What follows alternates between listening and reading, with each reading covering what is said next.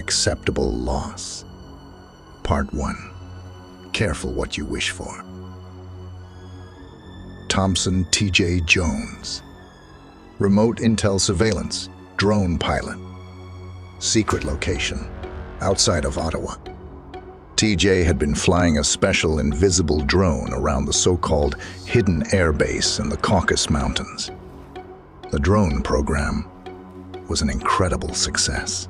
Being almost impossible to detect, TJ and the intel members were able to get remarkable access to almost every corner of the air base. TJ knew every person at the base, the pilots, techs, and the scientists. Especially that one in particular. TJ sat back and looked up. Oh Lord, take me now.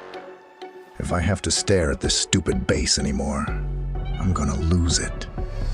Bored almost to tears, he knew he was in too deep to just quit and walk away. But he knew he couldn't take much more. He didn't like where his mind was taking him. There was only one thing keeping him sane. That was something even he questioned. Oh God, there she is. The woman left the barracks building and started walking towards the control center. TJ was totally transfixed. The rest of his world disappeared and focused on the woman. The way she walked, her long brown hair, she was stunning. What the hell are you doing in this hellhole? He asked her in his mind. Alina Koshkin, or rather, Dr. Koshkin, was temporarily assigned as the base physician. A temporary assignment that was going on for more than a year. TJ had been following her since her arrival so many months ago. He felt that he knew her better than anyone. All of a sudden, TJ shot up off his chair. What the? TJ couldn't believe what he was seeing. He was shocked. This was insane. He froze in his seat. His first reaction was to hit the alarm button. The siren wailed.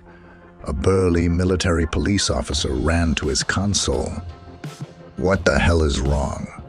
Yelled the officer. I need to see the general, right now. This is huge. It's serious. Without skipping a beat, the officer radioed his command, and the two servicemen ran out of the room. After summoning his top command and intelligence officers, they listened to TJ's report. Christ almighty, this doesn't look good at all, confessed the general.